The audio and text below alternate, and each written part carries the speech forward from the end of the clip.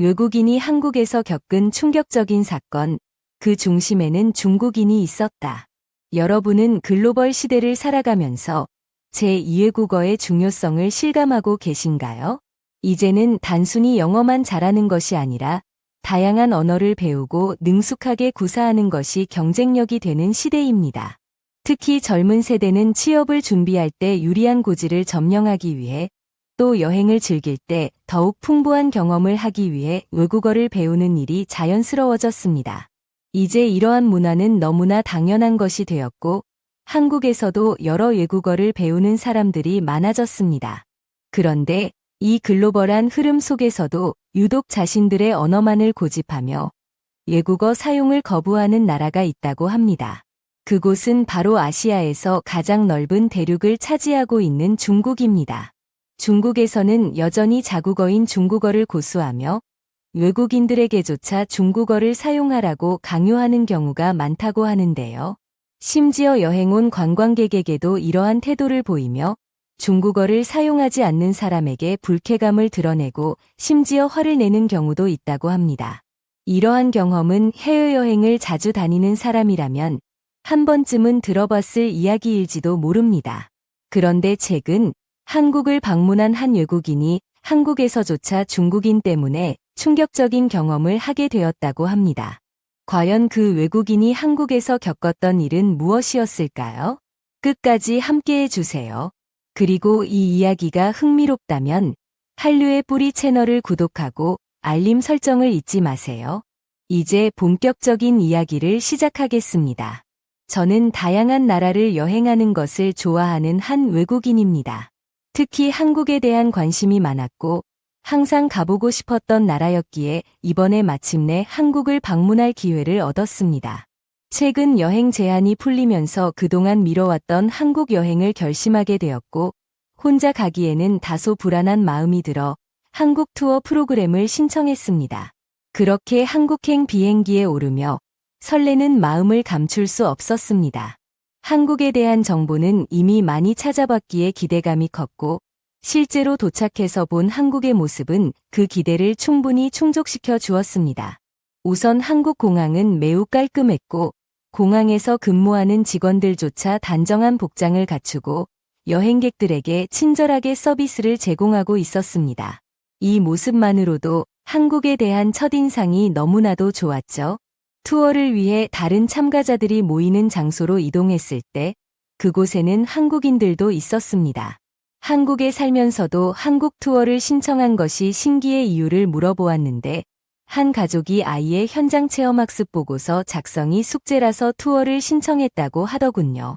흥미로웠던 점은 이 한국인들이 저에게 매우 유창한 영어로 설명을 해주었다는 것입니다. 영어가 세계 공용어라고는 하지만 이렇게 수준 높게 영어를 구사하는 사람들을 직접 보니 놀라웠습니다.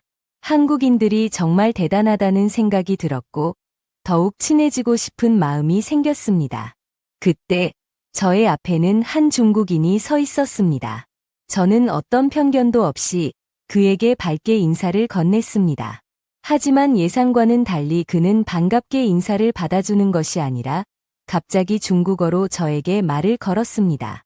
저는 중국어를 잘 알지 못했기에 혹시 영어를 할 수 있는지 물어보았습니다. 그러자 그는 갑자기 화난 표정을 지으며 서툰 영어로 우리가 왜 영어를 해야 하냐며 따지기 시작했습니다.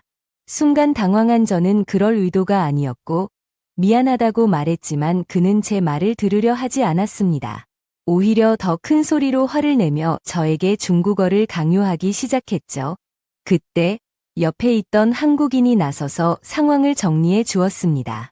놀랍게도 그는 매우 유창한 중국어로 대화를 이어갔고 그 덕분에 다소 긴장됐던 분위기가 빠르게 정리될 수 있었습니다.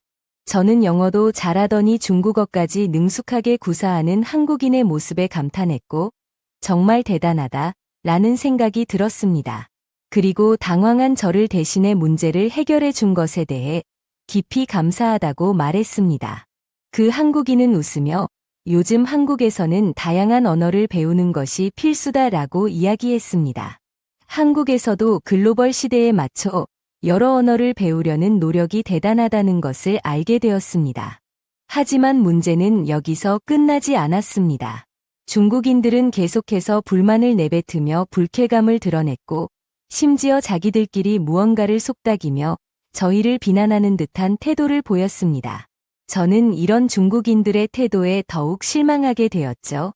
한국인은 이에 대해 단호한 태도로 여기는 한국이지 중국이 아니다라며 확실하게 선을 그었습니다. 그러자 중국인들은 마지못해 조용해졌고 더 이상 문제를 일으키지 못했습니다. 이 사건 이후 투어에 참가한 사람들은 모두 한국인을 영웅처럼 바라보게 되었고 저 역시 그의 용감함과 지혜로움에 깊은 인상을 받았습니다.